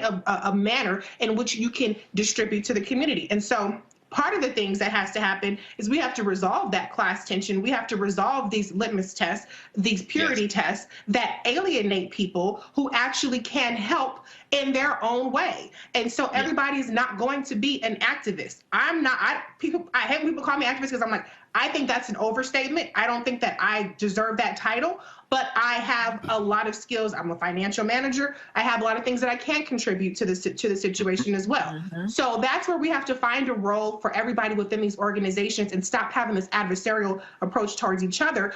We have to use, when you have the organization, Black people who have the skills in each of those roles and let everybody play their position. And I think that's a big part of the problem too, is that, to your point again, Dr. Carr, people are trying to play every position in the role and you can't physically do it. And so to what Kelly is saying, you don't have the infrastructure. You need the infrastructure because then you got to figure out a way to explain $90 million to people. Or well, my thing is, if you don't have the but my biggest problem is if you don't have the infrastructure, why are you accepting $90 million? So let me unpack that. Let me unpack that. Because I do think, I think we got to understand what's going on here. And that is this here. What Black Lives Matter is doing right now, folks, is no different from the Southern Christian Leadership Conference. What Black Lives Matter is doing right now is no different from the Progressive National Baptist Convention. When Dr. King and others were in the National Baptist Convention USA, there was a scuffle on the podium. King wasn't there. That's right. Where a preacher was knocked down, fell off the podium, hit his head, and he died. Yes. They were kicked out of the National Baptist Convention USA, and they went and established what is now the PNBC, the Progressive National Baptist Convention. What did that mean? That meant they needed an office. They needed a phone line. They needed lights turned on. They needed a bank account. They needed corporate papers. They had to literally create an entity on the fly in the midst of activism. But dear brother, where was the money coming from? And that's my point. No, wait, hold on. I'm not done yet. Okay, my bad. Southern Christian Leadership Conference. Same thing. SCLC's money came from labor unions, Walter Reuther, and others, but also the donations of Black people. Right. Now, here's the fundamental issue that, again, I understand the criticism of BLM, but I also understand BLM. BLM did not start as an organization. Right. It started as a hashtag. Yes, sir. It did. They tried to even, because Black Lives Matter was already in the public domain, they couldn't trademark it. So they actually, and then what happened was you had people who quickly embraced Black Lives Matter, the phrase, because it was a perfect, all-encompassing phrase. Then it was like, well, damn, people are asking us to do stuff, do this, do that. Now we have to create something to meet the demand of the very people Because the people were saying, no. We ain't trying to align with the NAACP, the Urban League, National Action Network, Rainbow Push. We want something separate. So what they did was do actually something that you never do. You don't create a national entity after branches were already established. Normally, it's branches, state, region, national. BLM is actually the inverse. No, actually, it ain't even the inverse. It's branches, national, some branches tied to them, right? Some not. So you have BLM branches that are actually not even affiliated with the national, because imagine having NAACP chapters that are literally called NAACP chapters not with NAACP. So you now are, from a branding standpoint, you now dealing with people saying, BLMs did this. And they like, that ain't us. But because they have the name BLM, it's all encompassing. So you're dealing with people who are not, so you're trying to like, how can I catch up? So I'm gonna give the BLM organizers some leeway in trying to construct, because let me also say this here. There were a lot of black activists, young black activists, who shitted on the NAACP and the Urban League, them old-ass groups. And you know what happened after Trayvon Martin? You know what happened after the protest when Obama was there? The same people who like, we got leaderless organizations. They realized the value of infrastructure. And that's my point. And so now they're scrambling. Now it's like they're trying to catch up, and it is absolutely hard to try to build a building and work in the same building when you're trying to build it. It's damn near impossible. And so that's the struggle that's going on. So that's why when Patrisse Cullors was on, and when she was trying to, and I was like, okay, I'm trying to understand what's the foundation, what's the global network, what's this? And I was sitting like, okay, Patrisse, I really don't know what the hell you're talking about, because they are trying to literally create an infrastructure with a runaway train, and that's hard as hell. Y'all go ahead. Yeah. And I completely understand that, and I am all for giving Black Lives Matter's grip, because, like you said, it is a daunting task, a seemingly impossible task. But my point is, not only is it possible, it actually needs to be done. And frankly, how much grace are we going to give BLM? Because it's been at least 4 years. Actually, it hasn't. 90 million. No, it hasn't. No, it hasn't. That's what I'm trying to explain to you. It hasn't.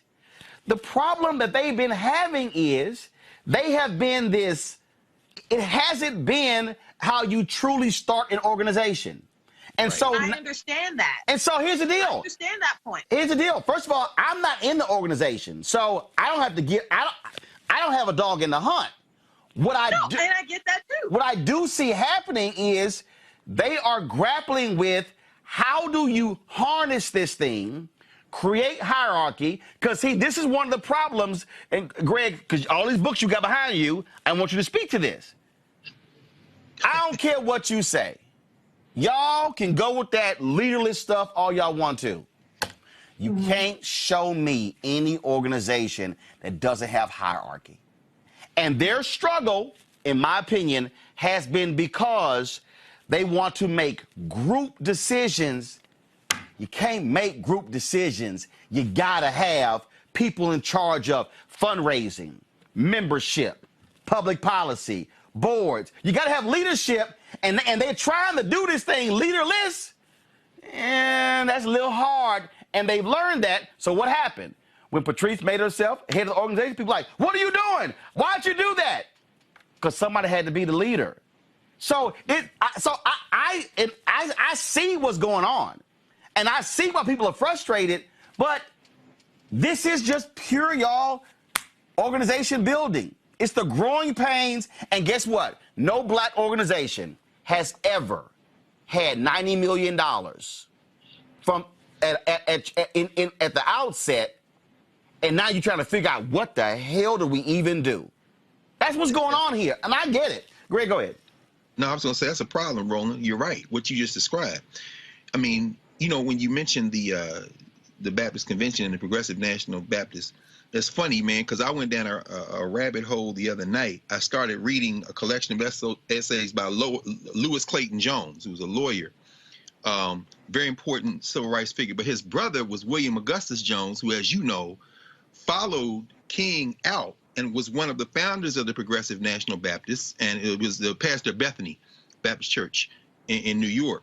And I raised that because, you know, as many times as I, as a 15-year-old, my grass cutting money, gave up 10% when the man got up in the pulpit and asked, will a man rob God? We understand that even with the split, they had a steady source of income from the churches where people paid their tithes. Now, why is that important? Individuals don't beat institutions. So when you're trying to build an institution around a concept or an idea or a feeling or a protest or a general strike against a social order, unlike the black church, which was the foundation for so much of what we've been able to push forward, and I'm not saying the black church exclusively, because what you mentioned, for example, in terms of faith-based organizations, for example, you see a fracturing among the Muslims. Remember when Father Allah or Clarence 13X leaves, and then you have the Nations of Gods and Earths came out of the Nation of Islam. You got Silas Muhammad. They still selling Muhammad Speaks because they have the right to have that because they were able to trademark it. And the Nation of Islam has the final call because they can't even use the name after Elijah Muhammad died in 75, so on and so on. But if you say Muslims, black, even the Sunni or Shia Muslims, people think you're talking about the Nation of Islam. No. Wait. I need you to go back right there. Because I think some people just missed what you said. When the Nation of Islam, when Elijah Muhammad dies, yes, and his sons take them into a mainstream Islamic organization. That's right. When Farrakhan says, I want to rebuild the nation, he couldn't just do it. There were things he could not say and do. Legally, that's right. That's why they have to sell the final call. That's why it's not called Muhammad Speaks. He didn't own the. In fact, what do they call it in the nation, Roland? What do they call it? The second, the resurrection, or I get the phrase they use. Anyway, I'm saying all this to say the point you're making is very critical.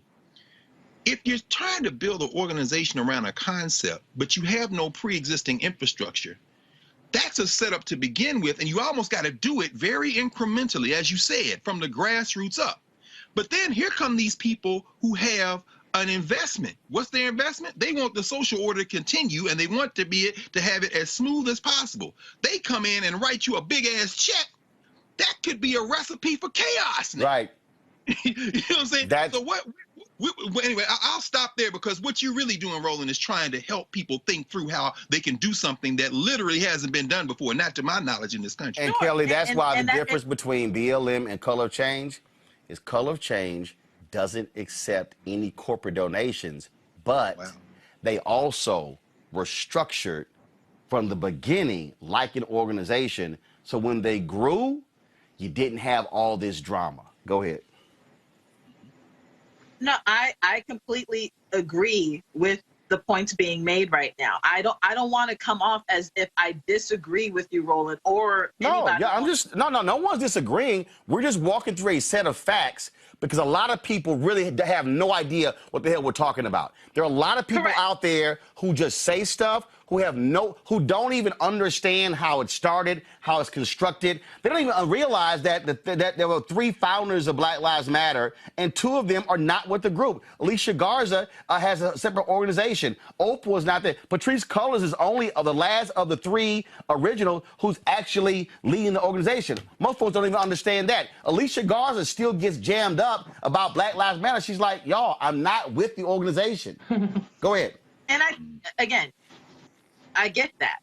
I'm just going back to the point of the Ferguson and the Brown family wants $20 million from BLM because they have not seen basically the fruits of their labor since 2014.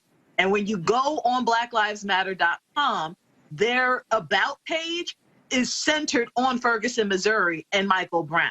So the fact that the Brown family has not received anything of significant weight from this movement, from this now foundation, I don't care how long or short it has been since the formation of it, they now have $90 million because of this family, because of the boots on the ground people in Ferguson, Missouri. But that's not they are true. struggling right now is that's not true. The 90 million is because George Floyd got killed. Oh. The bulk of the money, Kelly, is not true. That's what I'm trying to. The point I'm trying to make, and this is the struggle. This is the struggle, and I totally get Mike Brown, because here's the piece. When Mike Brown lays out, Ferguson and Mike Brown's killing took the movement to another level. But do you ignore John Crawford III? Do you ignore that activism? Do you ignore the activism around Eric Garner, which happened a month before Michael Brown? So, of course not. So, but the bulk of the money came in because of the death of George Floyd. So the question, which I threw out originally, was, okay, do you give the money to Mike Brown, $20 million in Ferguson, when really the money is because of what happened with George Floyd? And so the overarching question is, for all these black organizations, if all of this money has come in since the death of George Floyd, what responsibility do they have to give to the local groups? And that's how I started this whole deal. But the money didn't come in because of Mike Brown. Some may have come at that particular point, and there was money that was raised then. But the bulk of the 90 is because of George Floyd. Interesting. So what do we do now? It happened in the past year. I think that the thing about it is, like with the Ferguson argument, I get the argument that, hey, we've been on the front lines and we are activists and we have, had our blood, sweat, and tears on this. That's almost like a reparations type of argument in terms of like a restorative justice. Hey, give us a piece of the pie. I think if you say, like what they're saying, but they're not saying that per se. They're also saying that, well, we're going to do all these things with the money. Okay, well then how do you, Michael Brown's organization, spend $20 million?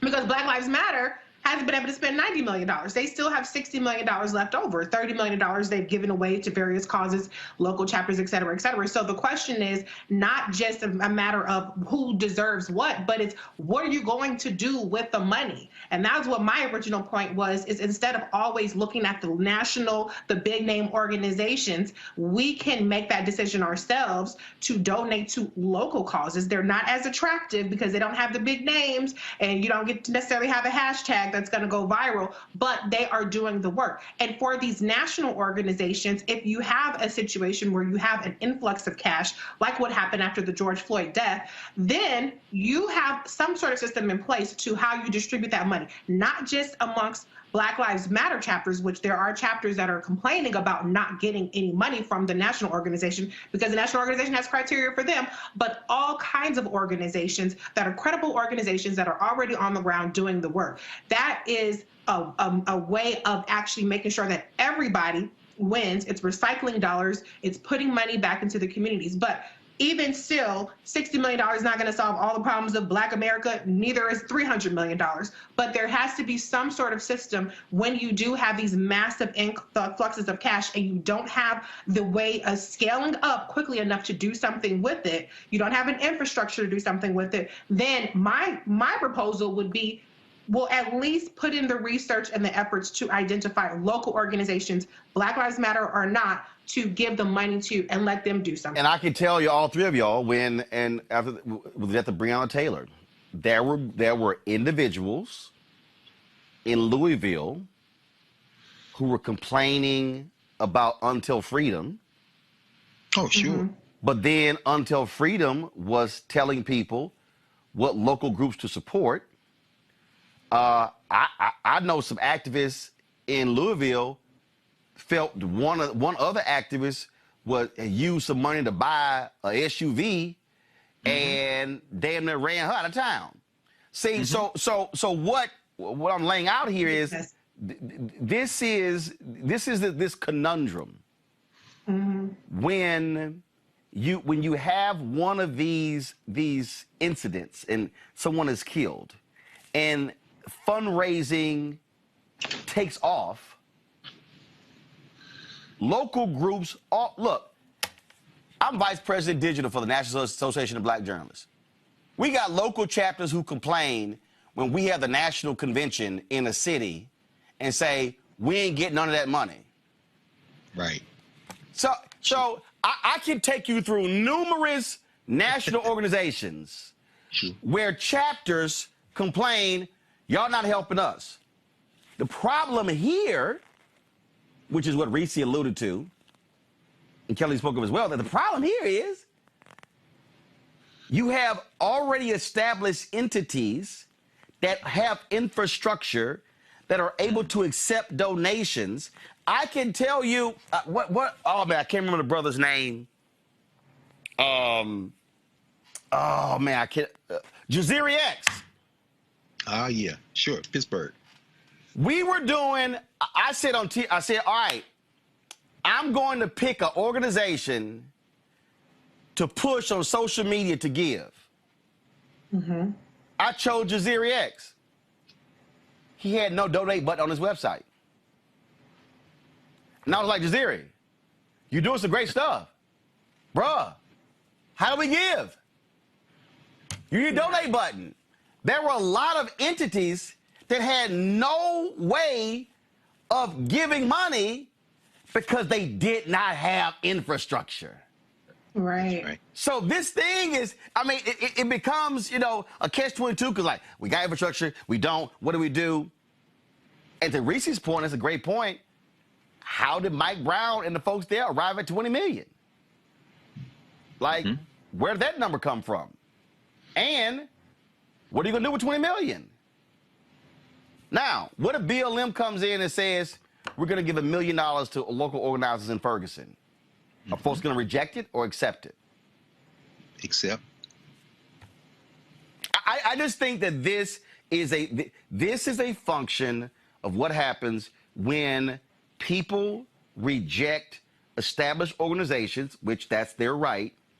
But if you don't create that thing the right way when you launch it, these are the headaches you're going to have. It's true. These are the headaches you're going to have. Can I say one more thing, too? Because final comment from each one of you before I go to break. Go. Okay, yeah, I was looking at the comments in Facebook, and again, it goes back to what Dr. Carr said about this class tension. Somebody, for some strange reason, interpreted my comment to say that I don't want to be an activist. What I stated was, I'm not an activist, but I can contribute to the cause as a person who has skills such as project management, financial management, accounting. Yeah, you're not defining yourself as an activist. That's all you're saying. You're like, that's not how I'm defining myself. Right. But my point is, all of this stuff plays together. You can't have an infrastructure without people who have the skills to execute it. In my line of profession, I'm not a rocket scientist, but the rocket scientists need me to execute their program. And it's the same thing when it comes to activism. If you're going to accept money, if you're just out there marching on the streets and you're not a part of any affiliate, you're not affiliated and you're not getting money, more power to you. But when you have a $90 million organization, you need infrastructure. And so my whole point, which I just want to reiterate again, is when it comes to the infrastructure, then that's when you pull in to your point, Roland, Black people who have the skills, the law skills, the accounting skills, etc. You got to take some of the class tension out, take some of the purity politics out of it, and seek those people out. Because what ends up happening is when they do finally scale up, a lot of times they don't look at us.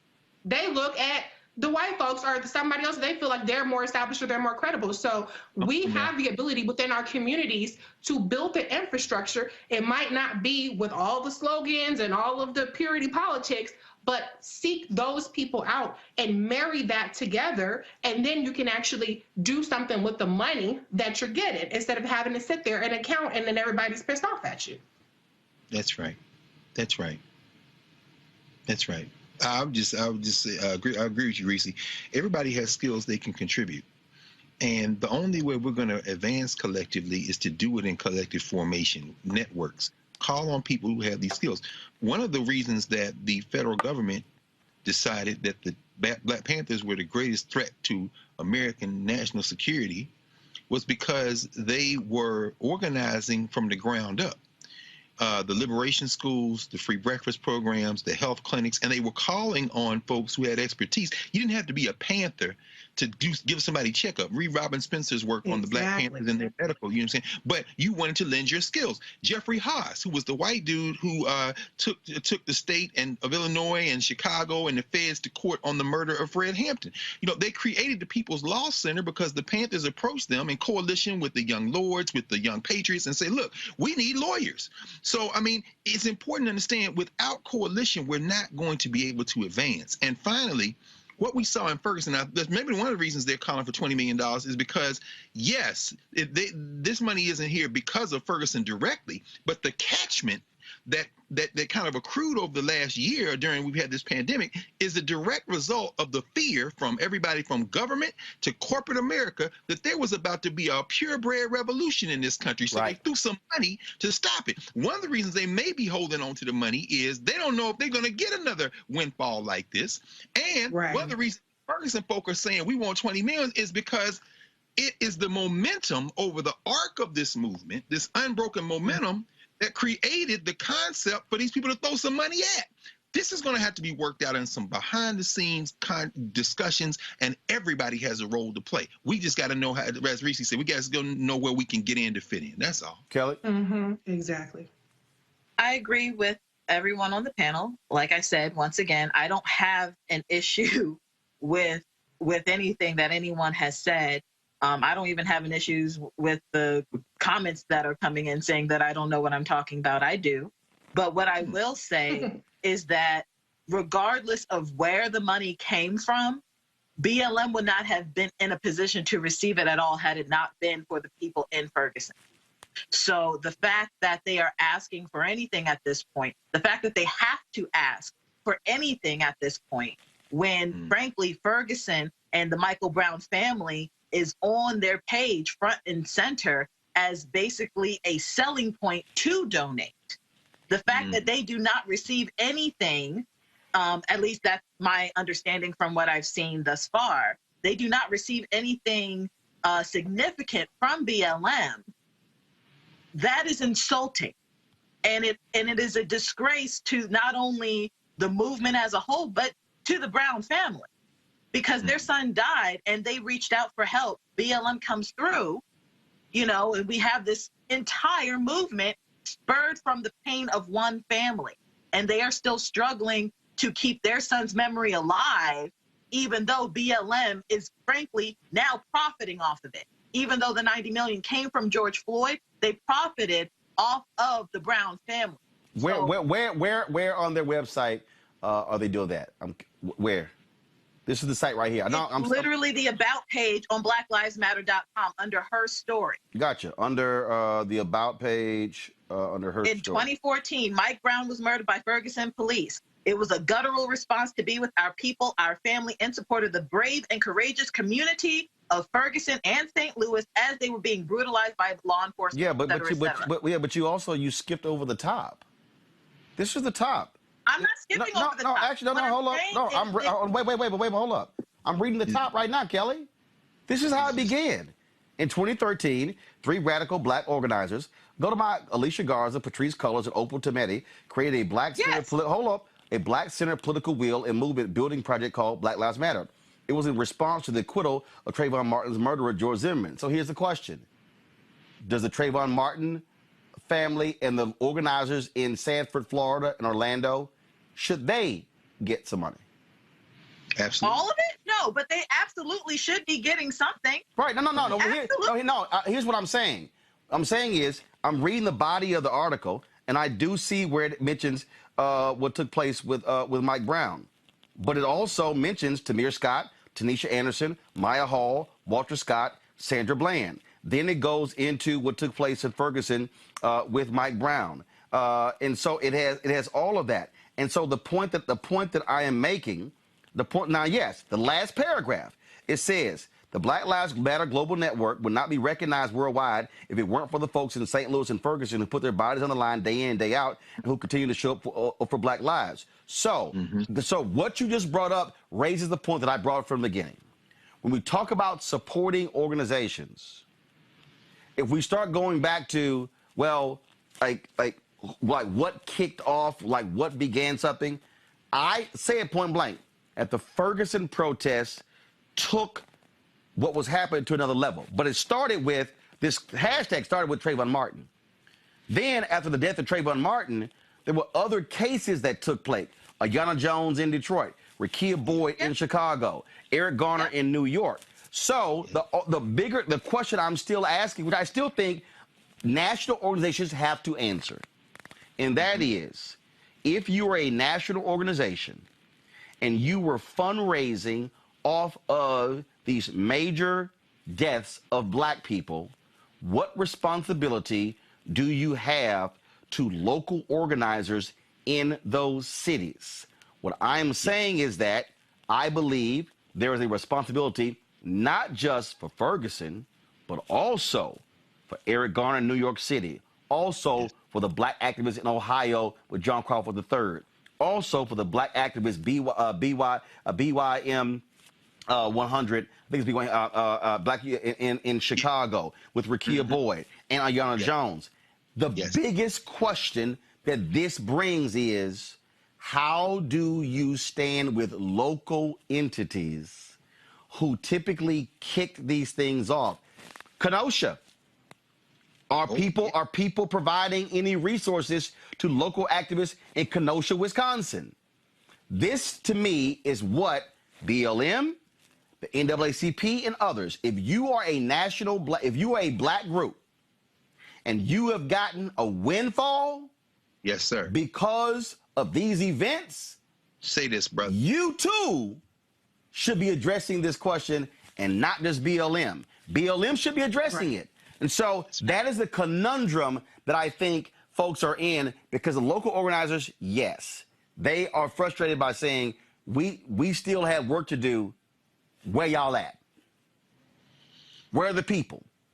Where are all the people who, when I was in St. Louis, they were like, yo, where are the people who are all here, who made their names off of Ferguson?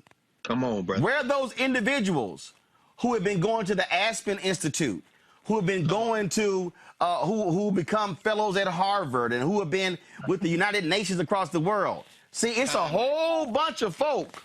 Come on, brother. It's a whole bunch of folk not tied to BLM. Unfiltered.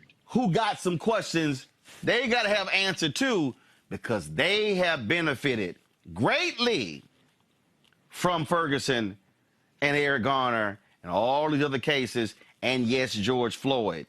Yes. Those are the questions that have to be asked. And so, look, we're going to continue asking them. Bottom line is, we created this platform to have this conversation. Is a whole bunch of other stories that I was going to get to, we're not getting to, but we got to be able to put this out there. We've got to be able to have people who want to talk about this. We got people who have to answer this, because if you are doing things in the public space on behalf of Black people, then you have to be accountable to Black people, which means that you have to be transparent. So since BLM did this here, I'm going to send an email and a text to Derek Johnson and Mark Morial and to Sherilyn Eiffel, and who now leads the Lawyers Committee and also Leadership Conference on Civil and Human Rights. We're going to ask all of them, are y'all going to release a report on how much you've raised since the death of George Floyd? And what are your plans for it? To me, that's a legitimate question. Sure. I think it's a legitimate question.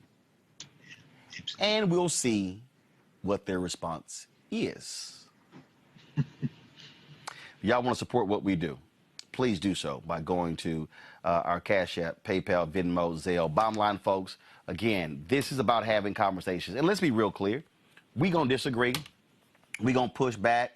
Folks sitting here saying we're going to interrupt. We're going to go back and forth. But what we're going to do is we're going to keep pushing to expand the knowledge base, because what I cannot stand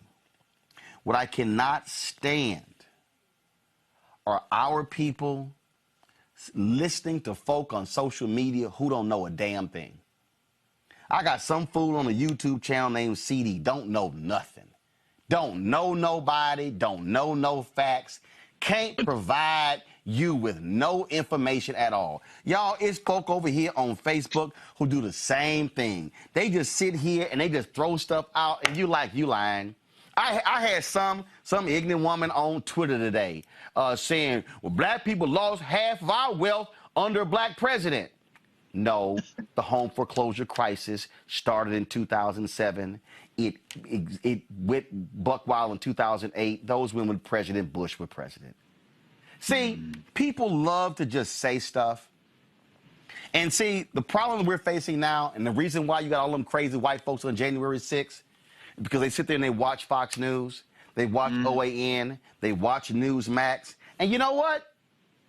It's some of y'all who listen to some black folk who they ain't journalists, they don't deal in fact, they throw all kind of stuff out, then they want you to send them money because they speaking truth. It's a lot of us, and you gotta understand, it's people out here who love to get over on black folks. They can turn a phrase. They can speak. In many ways, we fall for rhetorical flourishes. Folk, we deal in truth and fact. And if we don't know something, we're going to find the truth. If we don't know something, we're going to call somebody. What we're not going to do is keep having our people walk around clueless about what's going on. We want to give you the truth about what's happening in this country. And sometimes it's going to be painful when we talk about our own people. And if we step on toes, deal with it. Because that's what we're supposed to do. I have a very simple philosophy. If you do good, I'll talk about you. If you do bad, I'll talk about you. At the end of the day, I'm going to talk about you. That's the only way I've operated my entire career. Folks, if y'all want to support us on Cash App, $RM Unfiltered. PayPal.me/R Martin Unfiltered. Venmo.com/RM Unfiltered. You also have us, Zelle, Roland at RolandSMartin.com. Please support what we do. Your dollars goes to make all of this possible, to allow us to do this broadcast. We've got some amazing things that we're doing. We are looking at moving into a new space. Y'all, the plans that we have, creating different sets, that's all happening as we speak. That's going to be, we're paying right now more than $7,000. It's going to cost us $15,500 a month in our new space, but it's going to give us an opportunity to be able to have multiple looks, to do multiple different things, build out a much larger and stronger control room for us to be able to increase what we're doing. And so that's what we're working on right now. Also, giving y'all an update, I told you we spent $153,700 building out our OTT platform. Those apps are being built as we speak. The site is being built as we speak. All those things are happening. And so we are building right now, building this thing, and I cannot wait to give you what our 2.0 is going to look like, what that next step is. I would show y'all right now, but I can't do that. I got to resist. I got to resist the temptation to show you what we have planned. Let me shout out Abdul Wahid Muhammad, Al Bougie, Brian Conaway, Bridget Washington, Christine Rickett.